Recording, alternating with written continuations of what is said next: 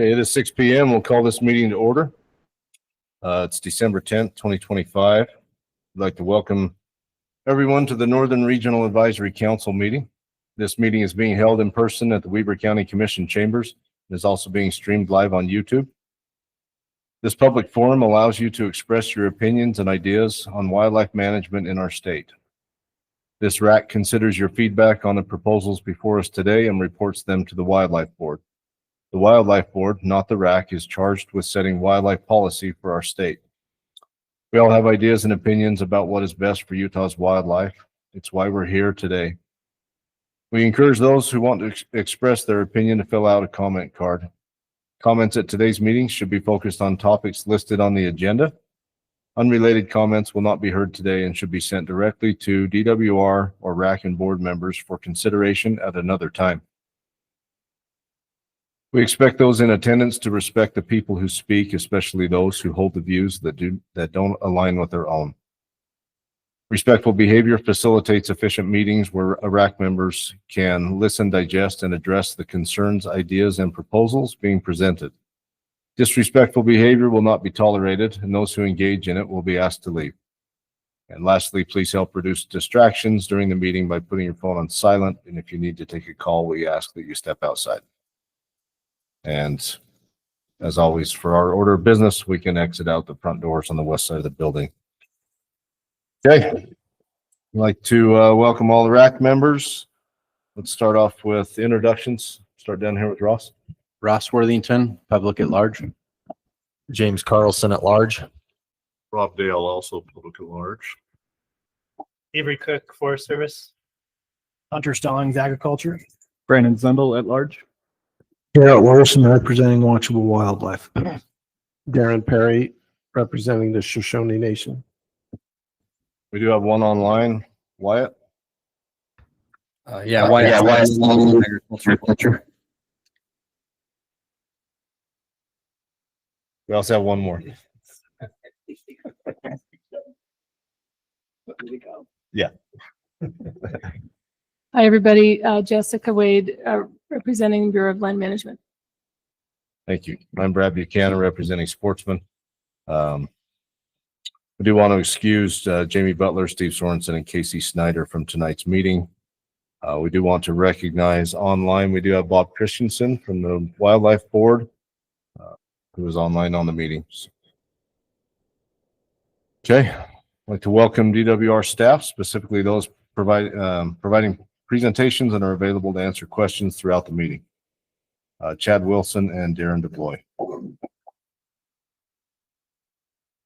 So I want to welcome Ryan. You want to introduce yourself? My name's Ryan Brown, public at large. I apologize for being late. I think I found every red light on the way here. Yeah. Plenty of traffic going on tonight. So yeah. I'm sure I stopped for every red one. We want to welcome the public that are attending in person, that are watching on YouTube. Those that are attending in person will have the opportunity to provide comments regarding any agenda item. If you wish to make a comment, you must fill out the blue comment cards in the back for the item and see that we receive it prior to the RAC discussion. Public that are watching on YouTube will not be able to provide live comments during the meeting. However, presentations were provided for viewing online, and the public was able to provide comments to the RAC members for this meeting. All right. I think we got all. Okay. Let's start off with approval of the agenda and minutes from our last meeting. Entertain a motion from anyone? I'll make a motion to accept the meeting agenda and minutes as presented. I'll second. You got a motion by Ross, seconded by Brandon to accept the meeting agenda and the minutes of our last meeting. Any discussion? Okay, we'll call for a vote. Let's do a raise of hands.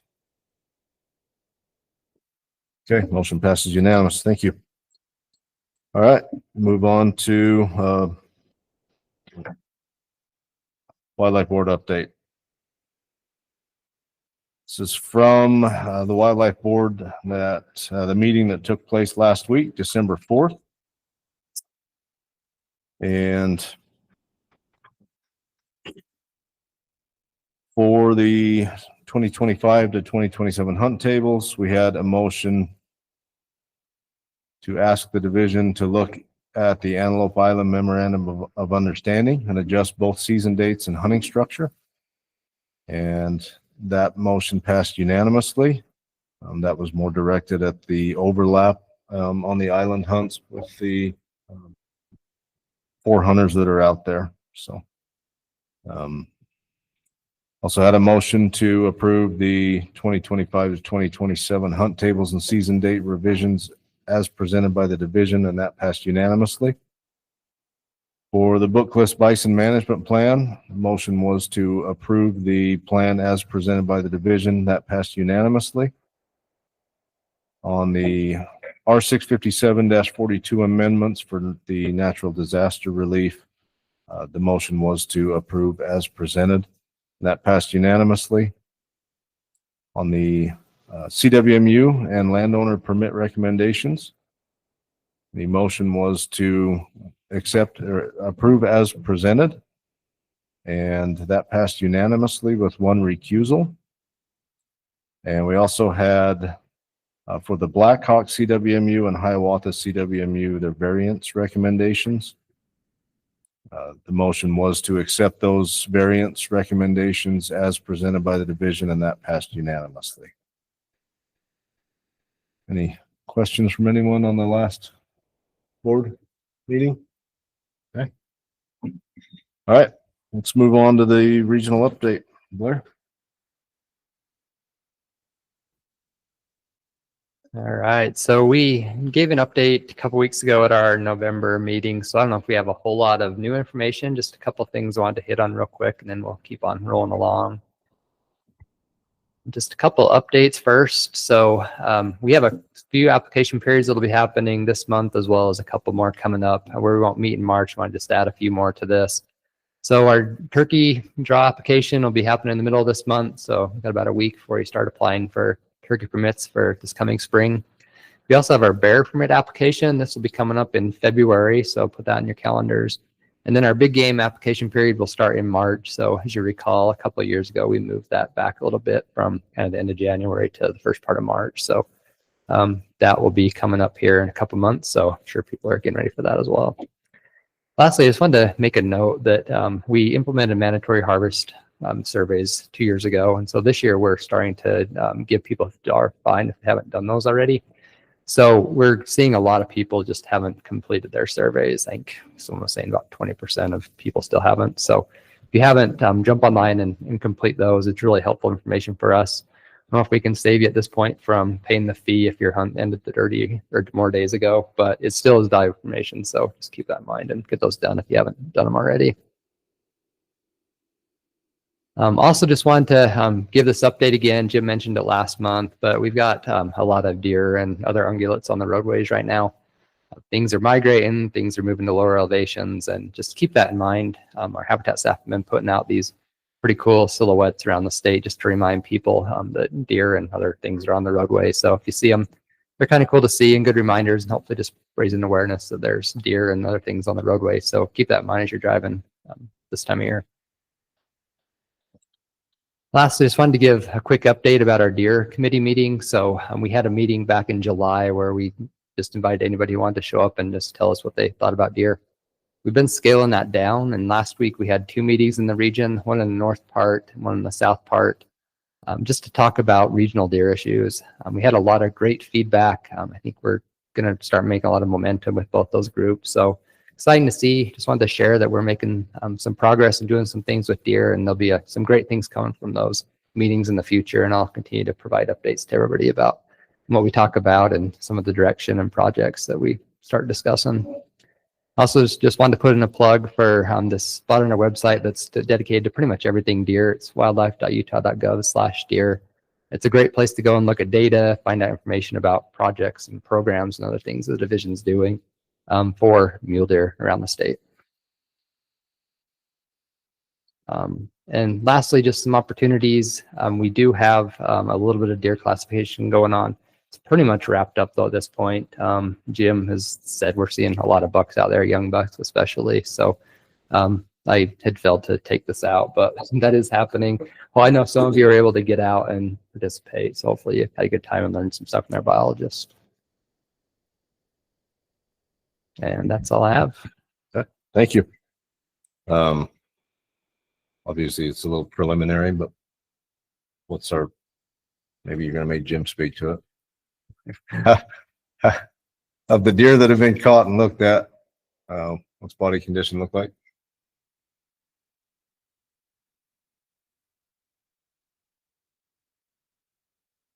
You came all the way down here. We figured we wanted you to speak. Yeah, so Jim Christensen, Northern Region Wildlife Manager. So we've been seeing kind of a mix, and it's been crazy to see, but on the East Canyon unit, we may have checked the fattest deer we've ever checked before. It had 30 millimeters of rump fat, which is unheard of. You know, a good deer will have, 15 to 20 on the top end. We've been seeing a lot of does that are still lactating. So on one hand, it's been really good for the fawns to be able to, use that milk to keep gaining weight, but it's at the expense of the health of the doe. And so those does that have still been lactating, they're only coming in about, 5 to 7 millimeters of rump fat. So it takes a toll on them. Fortunately, it's 60 degrees out there today. And a lot of times it's a lot colder than that. So the deer will be able to last just that much longer before the winter conditions start to hit them. But overall, we're about average for where we should. But yeah, some of those does are lower. Others are, if they are not lactating, they're way up there. Thanks, Jim. Yep. Yeah, I picked that doe up off the ground that had 30 millimeters. We could tell as soon as she was on the stretcher. She was fat. So, yeah. All right. Let's go to agenda item number 5. Utah Cougar update with Chad Wilson.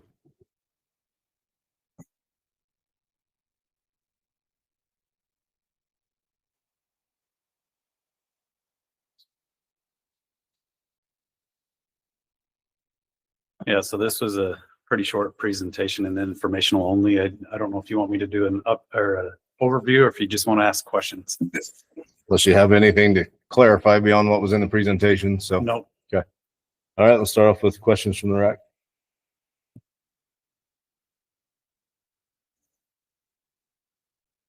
All right. Any questions from the public? Come on up. I guess to this mic here. You can come This here. one, the only one. Good evening, Kirk Robinson, Western Wildlife Conservancy. I was looking at the information on the website pertaining to the meeting this evening, and I saw the population estimates for cougar in Utah for the last several years, I think starting in 2019. And they're so much lower than they were, say, 20 years ago, when estimates varied between about 2,500 and 4,000, sometimes even 5,000. And I've just wondered if there are really that many fewer cougars, or if the methods for estimating the numbers have changed somehow. Thank you. Thank you. Yeah, so when we do trends, right? Cougars are very difficult to count, so we do trends. The data that I show is 2016 is when we were at peak cougars.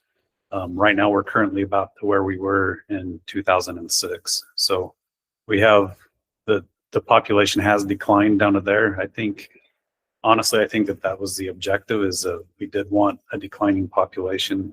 When the legislature passed that law, I think that's what they had in mind, was that we would bring that population back down. So since 2016, it has been a decreasing population. And yeah, we've been at this level before too. Thank you. Has there not been any changes, going back to just this question? Sorry. Have there not been any changes in how you determine the population since 2016 to now? No, yeah, we use the same method since then.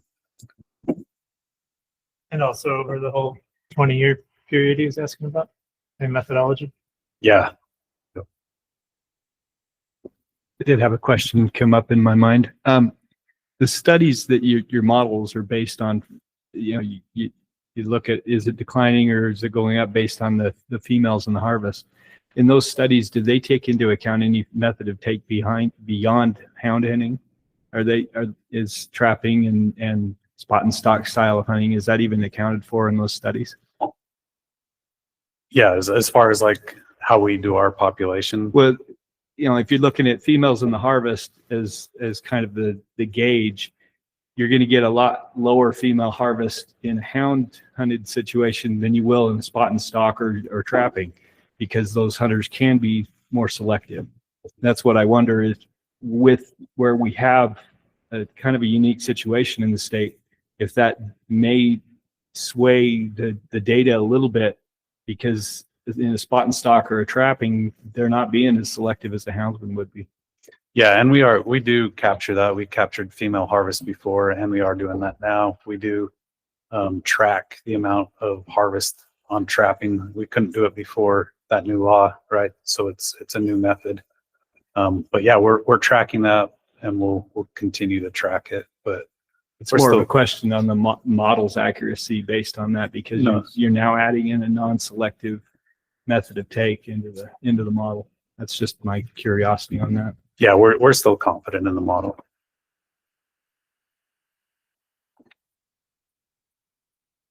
Okay. I don't know if you got the information handy by chance, but this is, I think, our third year of basically spot and stock cougar.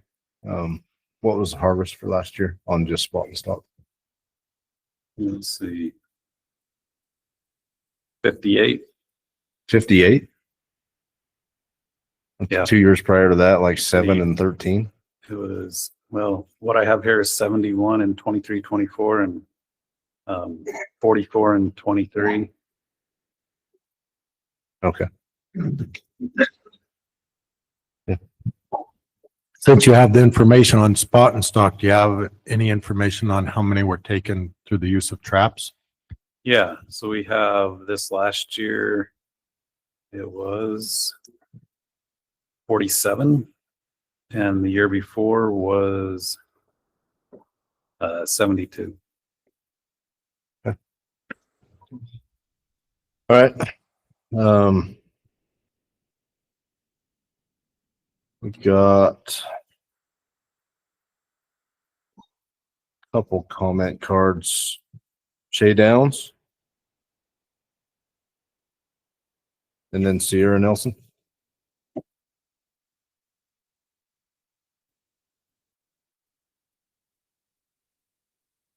Just want to state your name and then who you represent. Shay Downs, Detail Houndsman Association. Kind of got my first question would be, I found out recently about there's 6 units that are being targeted, heavy trapping with state paid trappers. My concern is their trapping is, they've been using meat and such to hang in the trees. There was a local hunter that had turned his dogs out on a lion track. The lion was in a foothold.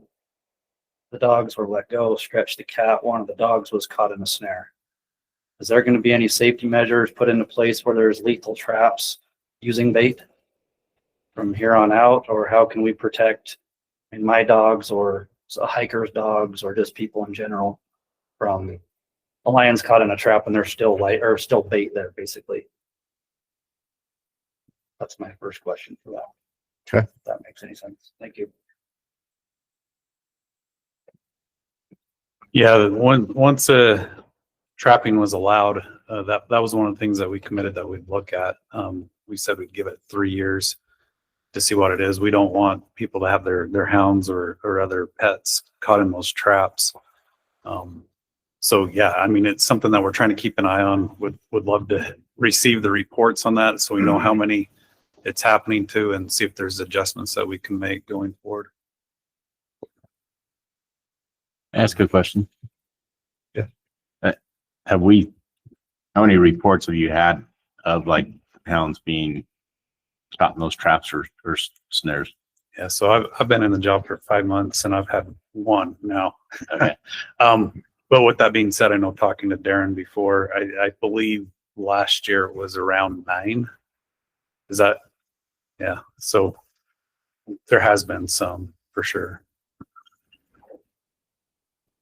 Do you know if those were hunters or if they were hikers or pets? Hunter hounds is what it sounds like.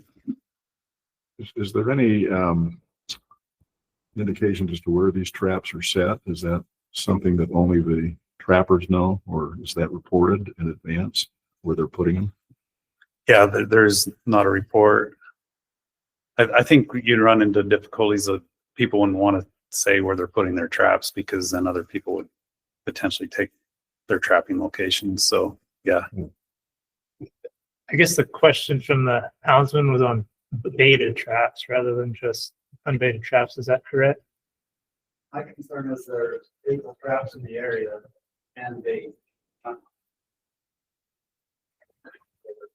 Ed? It used to come to mind. I guess my biggest concern will be that there's lethal traps in the area that are still being baited with meat or whatever sense. I mean, my dogs can smell from 600-700 yards away. Even if there's already something in the trap, they're going to go check it out. And I'm a houndsman. This is for all people with dogs. I mean, I've had my own dogs caught in leg traps, which I much prefer over snares. I'm just concerned for anybody in the hills with this method with the lethal snares. I don't know if I answered your question behind it. I guess, yeah, it was the concern of traps in general versus baited traps. Yes, as far as And the as far as, likelihood I'm not a of trapper, picking but a as dog. far as I'm aware, if I was to go trap, I can't use meat. But the government trappers can. I don't personally like that. I don't know if there's something we could do there. So we can look at that and see if there's some communication that we can have there in those 6 units. Yeah, I mean, I just one comment. It's tough with dogs because they can smell stuff from a long way away. It's like having kids next to the lake or something. But even like when you're baiting for bears, obviously you have to submit some to the Forest Service, the BLM. Well, not the Forest Service, but the BLM. But and you have to put up signage, which you only have to put up signage like 10 yards away, which isn't going to help you with a dog, like I'm bear baiting. But something 10 hounds, that seems like a lot. There's a lot of investment done in dogs for people that are hunting with hounds. And so to have 10 caught in the last 2 years seems like a big number to me. A lot of expense there. So I think it'd be worth looking into more. I agree. Lethal snares have been out though for coyotes for years and years. And so it'd be interesting to know how many dogs have been caught in coyote snares leading up to this being able to do it with for cats. Okay. Sorry, can I lean on people that's kind of know a little bit? He looks like the housing can make. He had another comment. Can we grab it really quick? This is, I think, interesting. Yeah. Are you asking a question or a comment? Where Just on the snare, if you can come to the mic thing. Sorry, the snare thing seems a little. Yeah. So this is, we're not really in a back and forth discussion with public comments. Gotcha. That's not what we do on the rack. So I'm going to give you one last chance. If you got something to say about a snare or a public comment on cougars, we'll go to that point and then we'll move to Sierra and we're going to move through the meeting as far as the agenda is concerned. So My next question would be, where is the funding coming on these 6 units for these hired trappers? Just public knowledge. Thank you. thank you. Do either.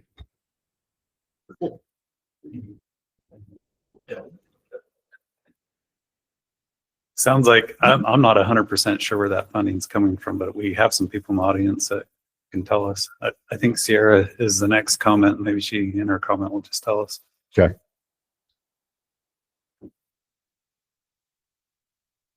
Must be December because I'm here to bother you again. My name's Sierra Nelson and I represent the Utah Wool Growers Association.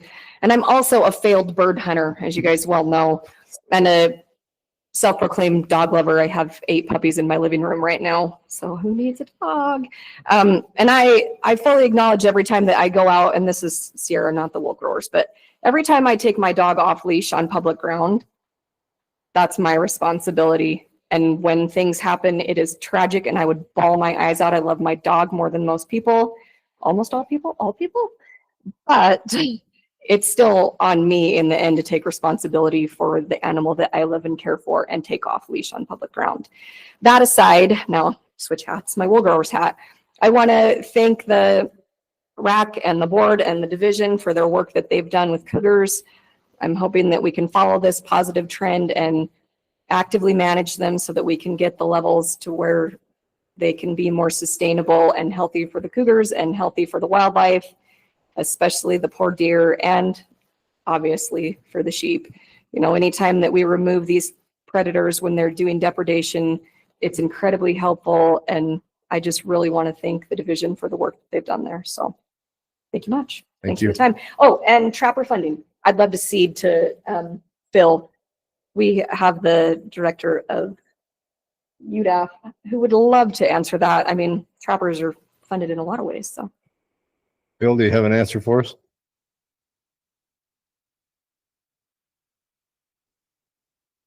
Yeah, Phil Crowther, Deputy Director over the Predator Program. Will you restate the question there? It was, so we have 6 units in the state with the lion study. And where is the funding coming from? Sorry, I'm just reading this. Where's the funding coming from to pay the hired trappers on those study units? So the MOU is not completely signed yet. So right now it's coming from the DWR, SFW, and Wild Sheep Foundation. Okay. Thank you. Okay. That was all the public comments. Any other? Well, it's an informational, so we're not having any motions. So any other discussion from RAC members? Okay. Chad, you're up again. Agenda item number 6, Utah fur bearer update. This one's an informational also. Yeah, and same. It was a pretty short presentation. So if there's any questions, happy to entertain those. Okay, we'll start off with questions from RAC members.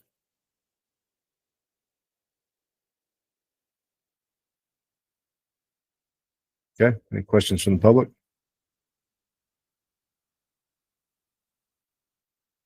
All right, I failed this on the last one, but we didn't get any public comments on any of the agenda items, so that's why I didn't ask, but I should have clarified. So, or online public comments, I should say. Okay. And we don't have a comment card on this one. So, any discussion from the RAC and the fur bearer recommendations, even though it's an informational? Cool. All right. Agenda item number 7, Utah black bear recommendations. Chad, again. Yeah, so this one is action. The action part would be we're recommending that there be a hunt on Dolores Triangle that's currently part of the LaSalle Mountain Unit. So we'd carve that out of the LaSalle Mountain Unit and create its own unit. So the LaSalle Mountains, almost all the harvest does not come on the Dolores Triangle part. And so we would keep the LaSalle, our recommendations to keep the LaSalle Mountain Unit permits the same, and then add 10 additional permits on the Dolores Triangle, which would be 2 in the spring, 6 in the summer, and 2 in the fall. Okay. All right, we'll start off with questions from RAC members. In your presentation, kind of trying to fill in that 2022 to present, we're talking about the harvest trend where 2025 was kind of all-time high, indicating that that would lead to lower populations, which is a little bit inverse of kind of how I often think about it, where you've got high harvest correlates to high populations. Is high bear harvests usually, is that just because we issued more tags, or what was driving the higher level of harvest? Yeah, I don't know why it was higher. And it could be a lot of different factors, right? Like you said, it could be that there's more bears out there to harvest. That could be definitely one. Weather, a lot of times will factor into it as well. So I'm not exactly sure why we had such a good harvest year this year, but it could have been some of those multiple factors there. And then last night I did kind of project that maybe because we had so much harvest that potentially our population would be decreasing, and that's probably a little bit premature to speculate on that, because a lot of that probably depends on the amount of females harvested. So we probably need to get all that data before we can make that projection. Did that answer your question? Yeah, I think so. What were the depredation levels last year versus like 22? Nuisance issues? Yeah, so this last year it did go up. Yeah, so the last few years had kind of been stable, and this last year we trended back up a little bit, so a little bit higher. Where are we at as far as harvest objective? Like, did any units hit harvest objective this year? Do we have those numbers? I don't have the specific units right in front of me, but just going off memory, I think there was 2 or 3 harvest objective units that did hit our harvest objective. Generally, for the most part, they don't hit it, and generally, honestly, don't come really close.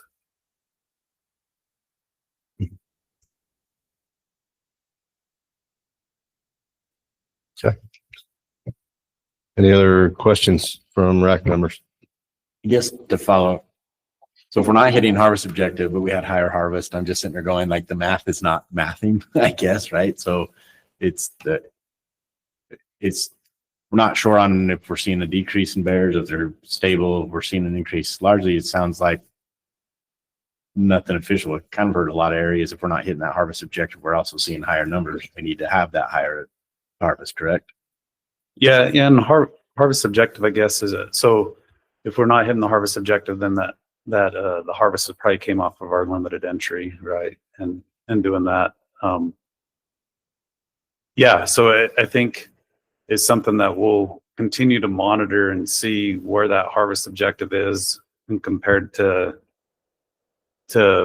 what the harvest is, and just monitor that going forward and see what our female harvest was during this time too.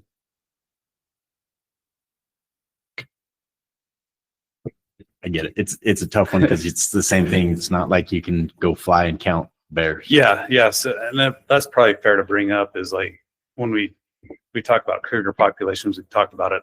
It's just hard, right? You can't count them, and we're relying on that same thing. It's trends. The trend over the last couple of years on this was fairly stable until we have the data. Like last night, I speculated that it'd be going down, but until we have the data, we probably shouldn't speculate whether it's going up or down. But yeah. Sorry, I don't mean to have this many questions, but have we, or do you guys lean much on like other states that have larger black bear populations on how they try to get counts and estimations or anything like that of bears, or do they do much of that?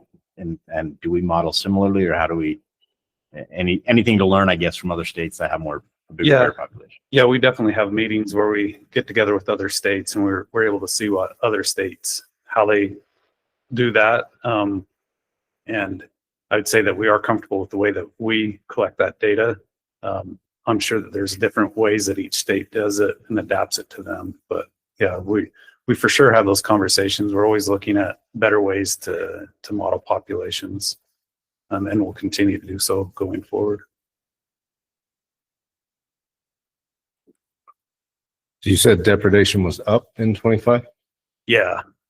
Was that across the state? Was that localized to drought areas or was it just across the board? Yeah, Do you know? the numbers I have are statewide numbers. Okay. So yeah. Okay. Any other questions? RAC members? All right, any questions from the public? Kirk?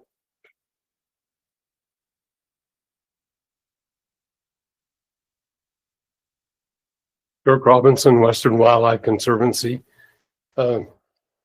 Evidently, you've all seen a presentation or some data that I haven't had access to, so I'm not in a position to ask any questions.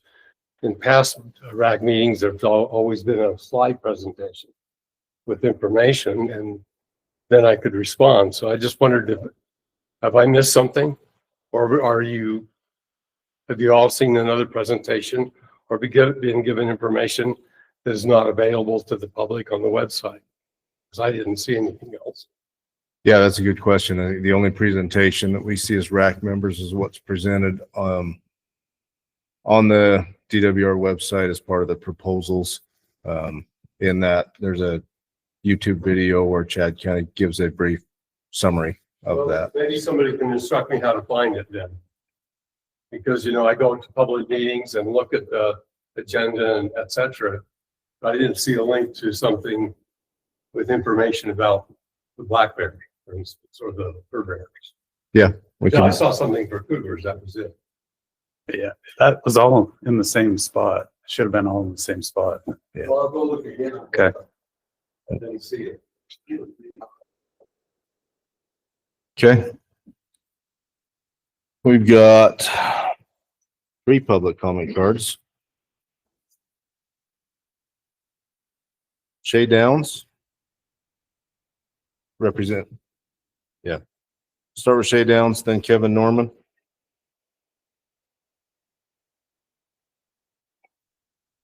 State, Utah Houndsman, I'm assuming. Yes, Shay Okay. Downs, Utah Houndsman Association, for the Dolores Triangle unit. Just ask that the 10 tags come from LaSalle unit, not additional 10 tags. Thank you. Thank you. Kevin Norman, followed by Sierra Nelson. Kevin Norman, SFW. We support the division's recommendations as presented. Thanks. Thanks, Kevin. Sierra Nelson.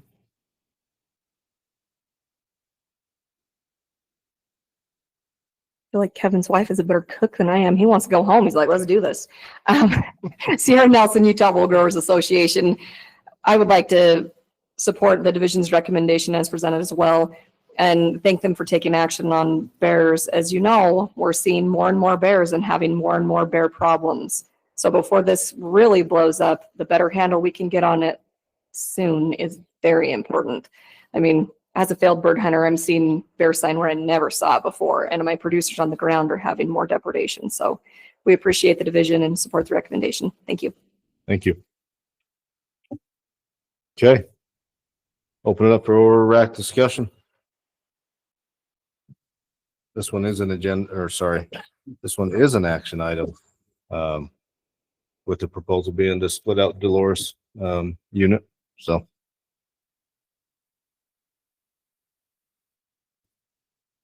It sounds like there's no concern with adding the additional 10 tags above and beyond the LaSalle's, right? Because it basically, if I'm understanding it correctly, the Dolores is a little bit overlooked. Everything gets hunted on the LaSalle, and then the Dolores doesn't get touched. So we've got a bear population that's really not being targeted or hunted much. So I'd be in favor of it. My only other separate comment that this has been a little improvement year over year. I still would love to see them allow for, it's a legislative thing to see the cost of that harvest objective tag come down, and I feel like we get more participation. It's a $90 tag.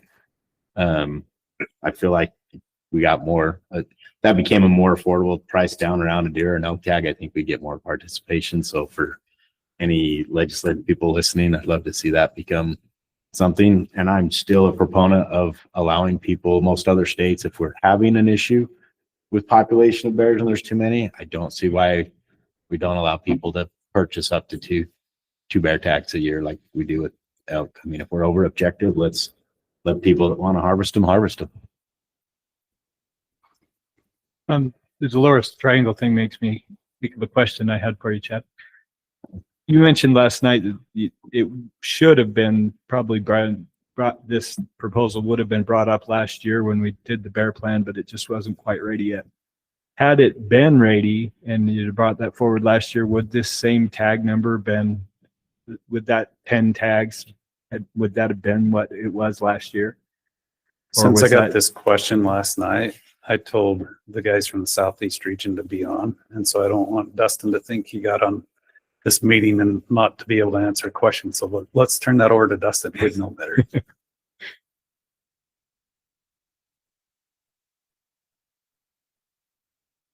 Maybe he's. Are you sure he's on? He's texting me, so he's at least listening. Maybe he's on the YouTube link. I do know that he said LaSalle has hit the quota the last 2 years. Okay, can you hear me? There we go. Sorry, I'm on my phone and the button's hard to find. But yes, it would have been the same permit numbers on the Thank you. I guess my point of asking that question is, had this been included in the bear plan last year, I think it would have sailed through without any controversy at all. So I don't see any problem with it now.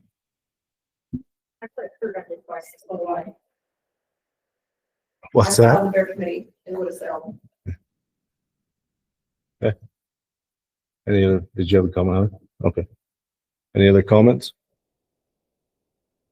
I think we've seen this with, not just with bears, but where we adjust, create units and change things up a little bit to try and focus harvest, in some other areas. And so I think it's a well-used strategy that we've been able to do to adjust things just a little bit around the state for different species. We've done it with bison. We've done it with some other ones to try and focus that harvest into, even with some of our sheep units, we've changed those boundaries because the easy to get to rams generally are the ones that get hunted first, and then there's some other parts of the unit that didn't get focused on. So,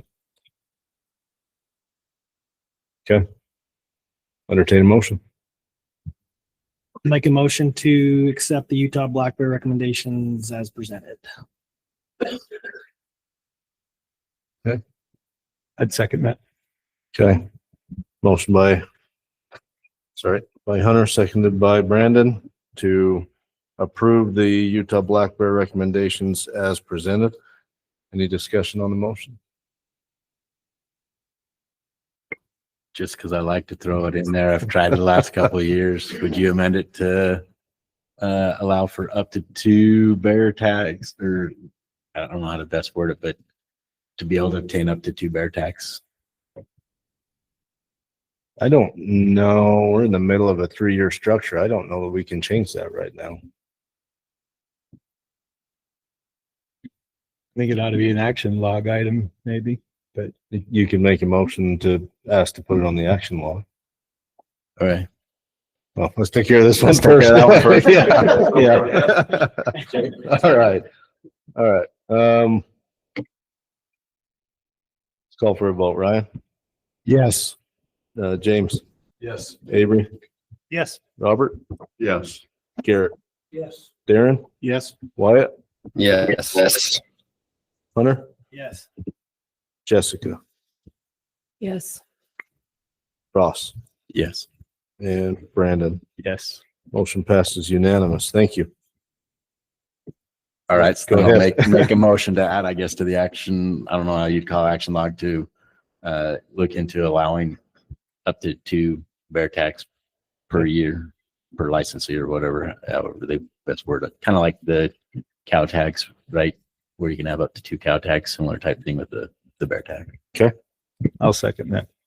All right. We got a motion to ask the board to add an action item log for the division to look at the possibility of allowing 2 bear tags per hunter. Yep. Is that good? Yeah, two bear tags. Yeah. Ask the question. Okay. Yep. Is that just for harvest objective, or people that have limited entry tags also? have- I think you limit it to 2 tags, including whether it's 2 harvest objective or a harvest objective and a limited entry. tag. It's just a limit of 2. Kind of, like I say, similar. If you could draw a a cow tag, right, and then still purchase one over the counter or private lands only, kind of a similar type mindset on that. So it would mean basically you'd have maybe 1 limited entry and a harvest objective, or purchase 2 harvest objective. We had that kind of structure on cougars when we had permits for them, didn't we? Remember, right? You could, Yeah. So same Okay. kind of deal. Yeah, sorry. Motion by Ross, seconded by Brandon. Any discussion on the motion? Okay. Call for a vote, Ryan? Yes. James? Yes. Avery? Yes. Rob? Yes. Garrett? Darren? Yes. Wyatt? Yes. Hunter? Yes. Jessica? Yes. Ross? Yes. And Brandon? Yes. Okay, motion passes unanimous. All right. Agenda item number 8, still with Chad. Predator control incentive amendments. Yeah, on this one, we're just clarifying and rule and feel like making it more aligned with code that predator harvest locations are protected. Yeah, so that they're just not able to be obtained from other people. Okay. All right. Any questions from RAC members? Okay, so I have to ask, has anybody tried to obtain the data? Yes. Yes. Okay. And they were successful, I take it? No. Oh, okay. All right. No, when they asked for it, there was conflicting language in the rule from code. When we looked at code, we felt like code protected it, but it was confusing in the rule how it was stated that we could see why somebody would think it wasn't protected. So this should just clarify that. Okay. Any questions from the public? Okay. I have one No just online? quick Yeah, question. go I ahead. think I know the answer, but with the change in the incentives for coyotes, have they seen better harvest in those specific areas that they've been hoping for? Yeah, it's actually, harvest has been up all across the board. So quite significantly higher than what it had been last year. But some of them was still 50-50, like half of them were in deer habitat, the other half were not. But yeah, we are seeing a pretty good increase in coyote harvest this year. Okay.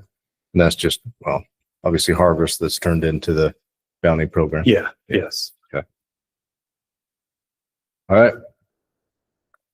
Got, we don't have any online comments again, so Sierra? Just get bored. That's Sierra Nelson, Utah Wool Growers. We just wanted to support the division's recommendations as written. Thank you. Thank you. All right. Open it up for RAC discussion. This one is an action item, so. Can I ask a question? When you say coyote harvest, are you talking about actual fur harvest? Are you talking about overall killing? I guess I'm talking those turned in the bounty program. So what we've seen turned into the bounty is significantly higher than last year. Okay. All right. Entertain a motion. I'll move that we accept the predator control incentive amendments to Rule R 657-64 as presented. I'll second. Okay. Motion by Robert, seconded by Ross to approve the rule amendments as presented. Any discussion on the motion? Okay, call for a vote, Ryan? Yes. James? Yes. Avery? Yes. Rob? Yes. Garrett? Yes. Darren? Yes. Wyatt? Yes. Yes. Hunter? Yes. Jessica? Yes. Ross? Yes. And Brandon? Yes. Motion passes unanimous. All right. Agenda item number 9, Cooperative Agreements for Big Game or Turkey Rule, R657-74. Darren DeBoy. Quick update on this, and then I'll happy to answer any questions. Share my screen really quick here.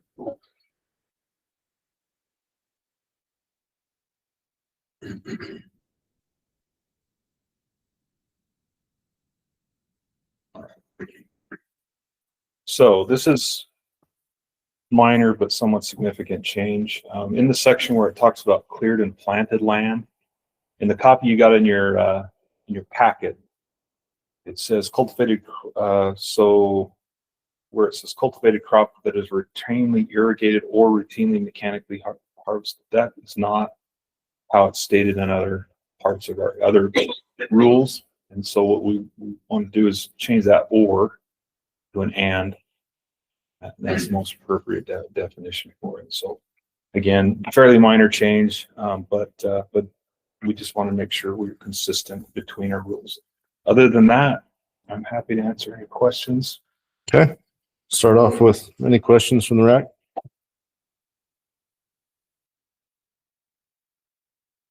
What? I know where they're coming from. Who wants to go first? I think Avery's got a more technical question.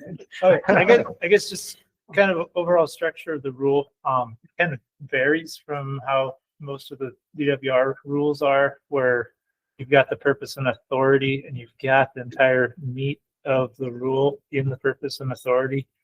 Or most of them have purpose, authority, definitions, and then further headings. Might be good to kind of update that for readability and consistency. Yeah, I guess that's we could more of definitely do that. a comment that I could turn it into a question. I think it depends on which section you go to, but rules sometimes look different. But also, usually, after the process, our attorneys look at sure the red line's correct. So I will bring that to their attention, but I don't think there's a problem with that. I've got a couple of questions, but I think I mean they're short. I think I know the answers on some of them, but so this under this program, right? This is in lieu of like other depredation programs. So there's not any permits being issued under this program. It's just kind of monetary or buying crops or paying somebody. Is that right? Right. Yeah. So initially the focus is going to be primarily on mule deer, but turkeys also will be a focus. So, so we're trying to find ways that we can reduce harvest when deer are using cultivated lands. And this obviously is big game, so it could apply to other species, but right now the thing we're focused on, and turkeys as well. So, okay. So typically we're not talking about permits, or we're talking about tolerance, or allowing the animals to use that cultivated land to gain body condition, and so it contributes to the overall population in a positive way. Sure. Okay. Thank you for answering that. And then so probably like here in the northern region, deer and turkeys would be. I mean, like I said, it could be other things, but deer and turkey is the main focus. And then would landowners need to apply to this every year? Does the DNR approach landowners? How is that? Yeah, so we'd initiate the approach. So what we would do is, where do we think we've got an issue? Maybe we're taking a lot of does because they're in fields. We would approach the landowner. So it'd be initiated by the Division of Wildlife. Yeah. And then as far as the agreements go, I think what we're envisioning right now is probably a 6-year agreement with a 3-year review period. And usually in these kinds of things, if either party wants to pull out, somewhere along the line, then that's usually an option as well. But typically we'd be looking to do something a little bit longer term. Gotcha. So we can, 1 year probably isn't going to make a lot of difference, but if you do it for 6, you might. Sure. I got one last question, and I will be quiet when we have discussion. I know it seems like the target objective of it is, I guess, primarily under objective species and units. It can be for others. It seems like in the rule that it could be for just an area that they're going to be there all the time, and it's going to help the herd just in general for long term. But in those under objective units, and you're specifically paying a producer because it's under objective, when we get to a point where the herd is, let's say the deer herd gets stable, where we want it to be for objective in on the Ogden unit or whatever, at that point, are you going to stop paying that grow? Are you going to say, hey, at the end of this agreement's up, we're actually objective, we're not looking to do this again? How would that work? Do you foresee conflict there? That'd be a good problem to have with mule deer. Oh, I love it. I love it. I think I don't know that we've talked about this in detail, but I think the way it probably work is that we'd honor the contract to the end of the contract period. And again, I don't think that's going to be having a few more deer in that instance is not going to be a big deal. We're probably we're talking about a relatively small area. Sorry, compared to the overall unit. So yeah, I don't foresee that being a concern, but there's a lot of things that we'll probably learn as we go down the road on this. Yeah. Wyatt, you got a question? Yeah.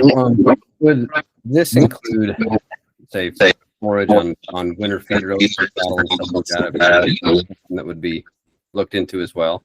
Right now, it's limited to cleared and cultivated, but I think turkeys in particular, we'd be looking at things like haystacks, so yeah, it could. I mean, I think right now the way the rule's written, it'd be primarily for some sort of, it wouldn't be range, I guess is the way to put it. Why? Right. Right. But my question is, the forage that you're putting off the cultivated lands, dumping on the ground for the cows and you're eating it, then it's kind of in a critical policy here as well. Just wondering if they'd be reimbursed for that as well. I think it'd be worth considering if tolerance, if it would increase tolerance on the unit. There's still the depredation program that could address some of that stuff too.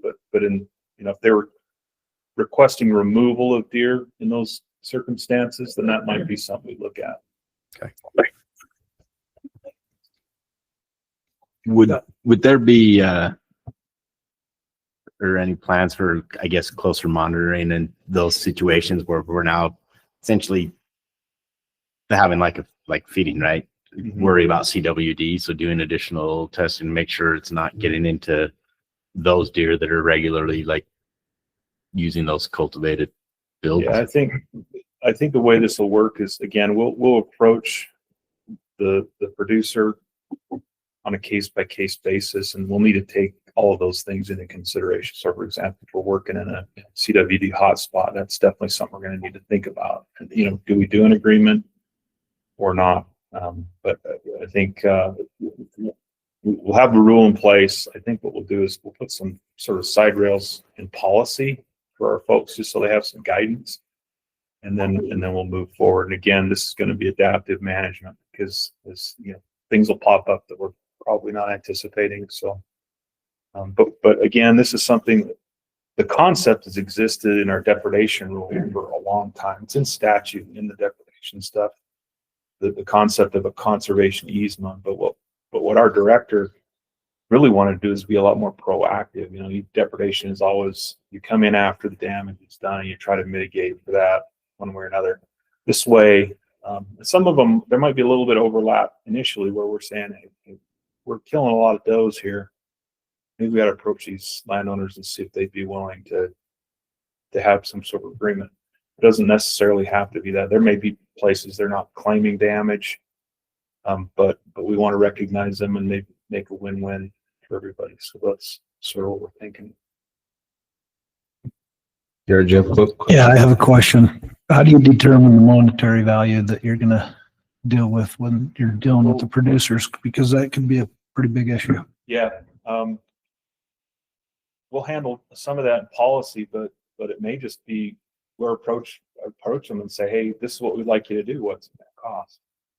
Then we can determine if it's worth it or not. So there's going to be a lot of flexibility there, and obviously we got to be fair across the board. But this is going to be a negotiation process.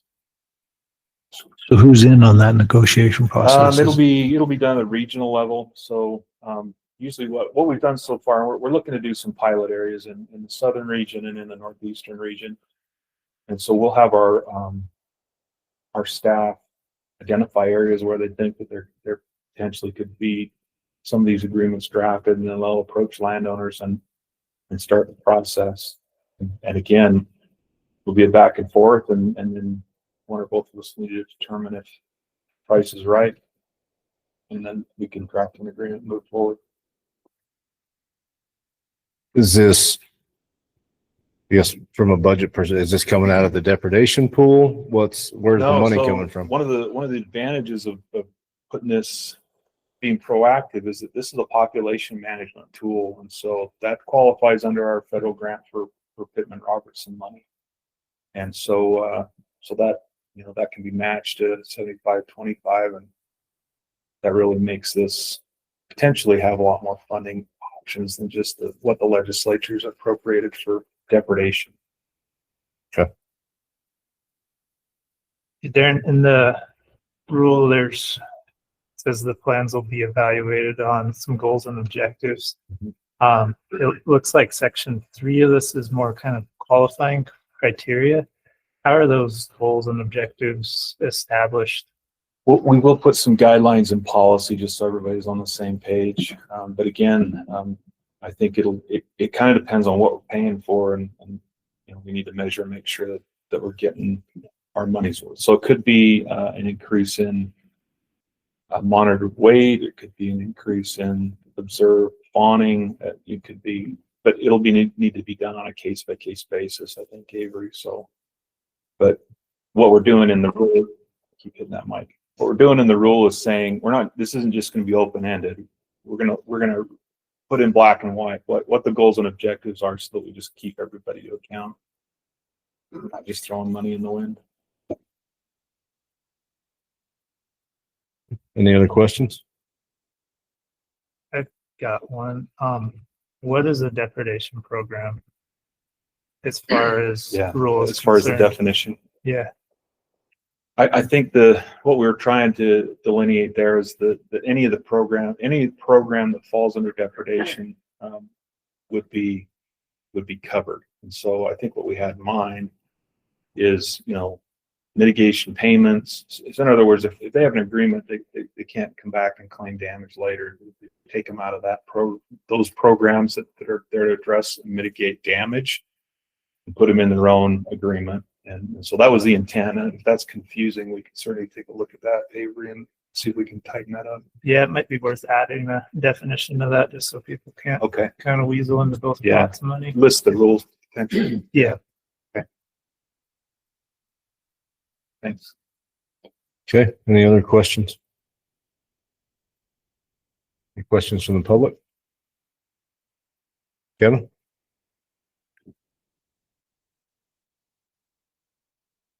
My question's Kevin, Norman. My question's kind of along Hunter's lines. Is this geared more towards deer or all species turkeys? I guess what's the all? It includes it all. Right. But initially. Gotcha. I guess I'm just trying to gain confidence that, we have a over objective population of elk up here, that we're not gonna hand money to those guys when we could need depredation stuff. Like, we're gonna be wise, correct? Thanks. I said yes off the mic for those that are taking records. So yeah, if the population's over objective, and like many elk units are in the northern, that's not something we're going to consider. We're looking at ways, another tool in our tool belt to try to grow populations that we want to get to our management objective. And so yeah, I think initially, we have started reaching out to landowners and talking deer, and then there are some turkeys that make sense as well. You said there was a couple pilot spots you were thinking on deer, southern and northeastern. What about turkey? Is there anything specific up here? Not super specific right now. So those are the two regions that we're looking to get a couple of these in place and kind of learn how they're going to work. But that doesn't mean that turkeys couldn't be included if something pops up that makes sense. Okay. All right. No online public comments, so do you have one public comment card from Kevin Norman?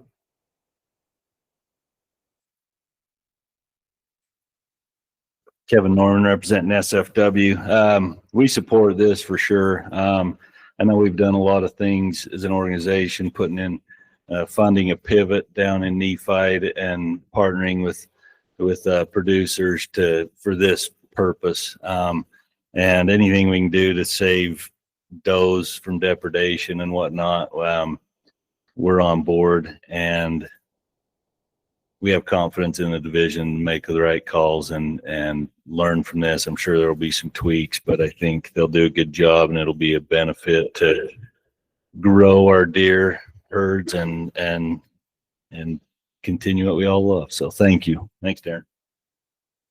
Thanks, Kevin. Okay, we'll open it up for RAC discussion.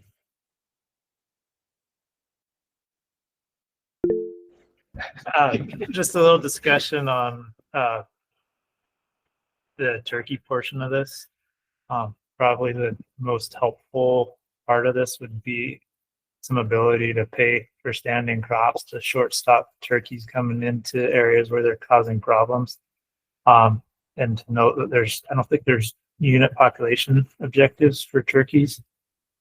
So it might be worth just kind of tightening up the language there on probably taking the turkeys out of the unit population objective part, and also maybe giving a little bit more leeway to help manage turkeys, maybe just in general rather than population impacts, so that they can really help with some of those depredation issues, help on shortstop.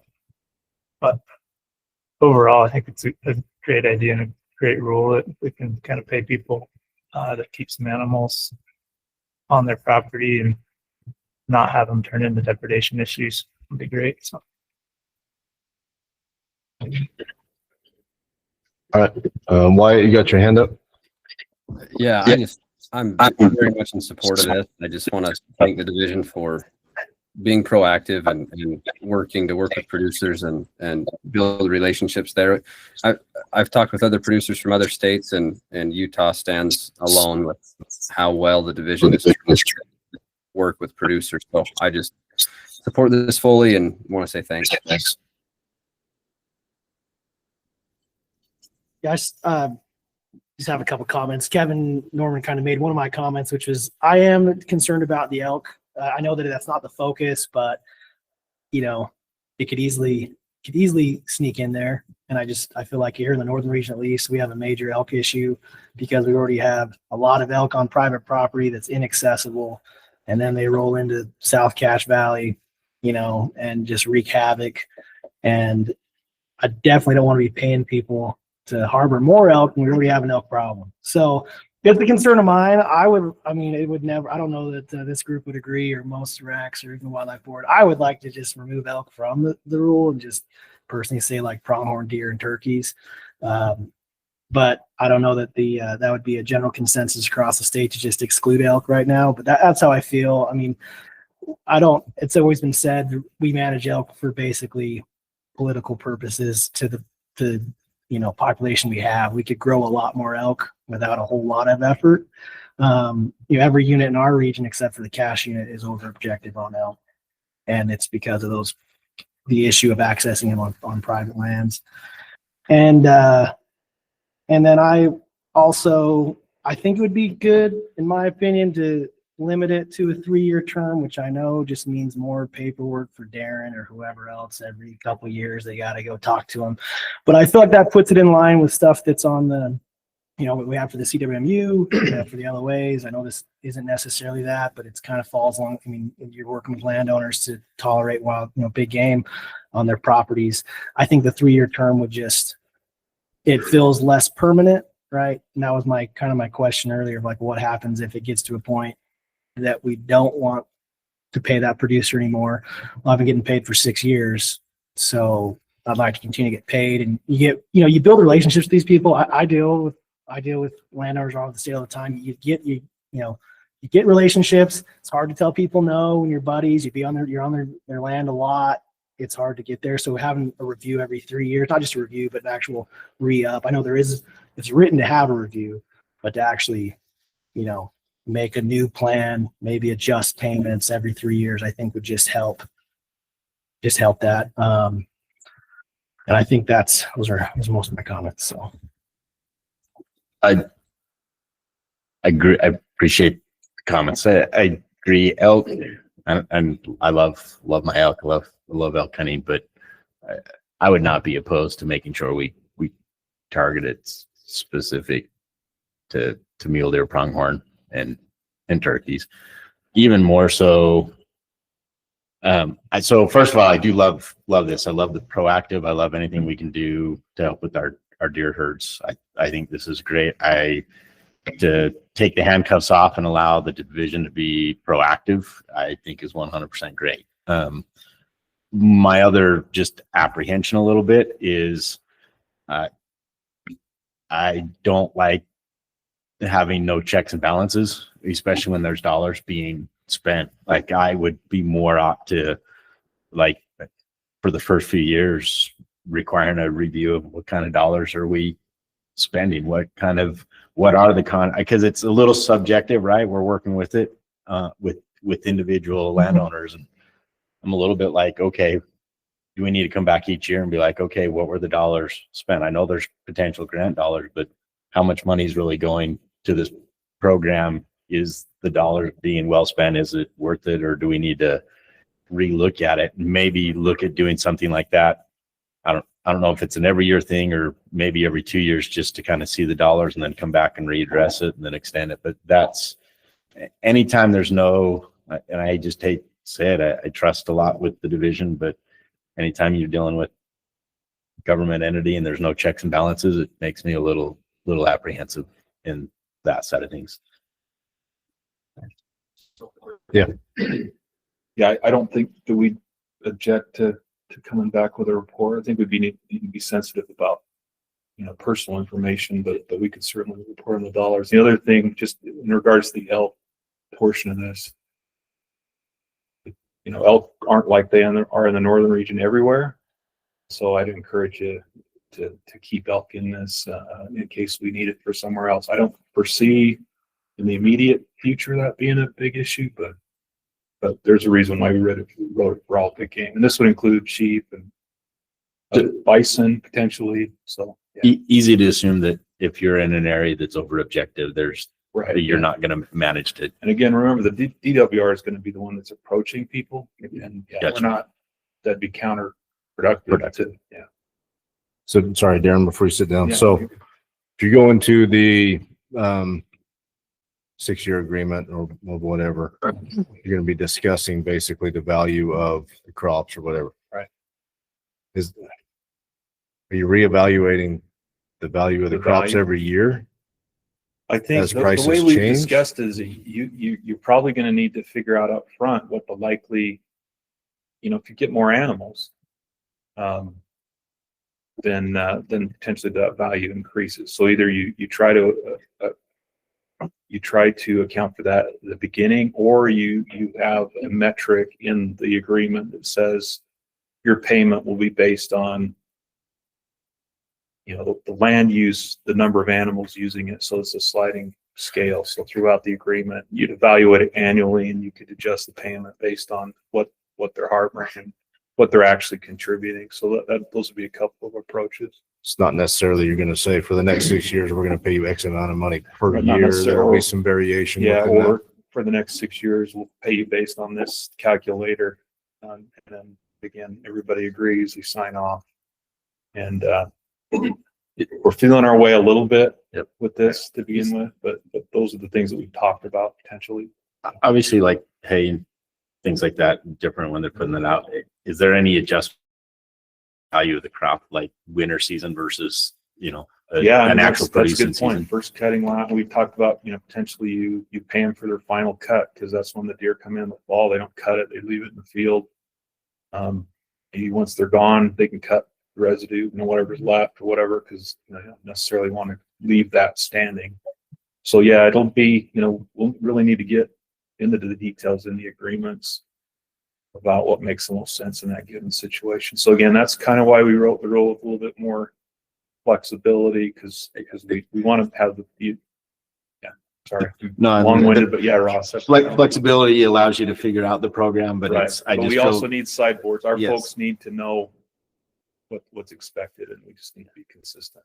with just that subjectivity, again, you guys need the leeway to figure it out, but that's where I just go to the reporting and checks and balances for the first year, as we Yes, sir. figure out those problems, the unknown, right? It's the unknown issues. We'd be happy to come and report on how it's going. And again, we have a draft policy. Policy is usually an internal document, but the policy will put some meat on the rule bones as far as what they can consider, how we'll do it, and we'd be happy to report on that too. I think if the RACs are interested, the board wants to know how we plan on that.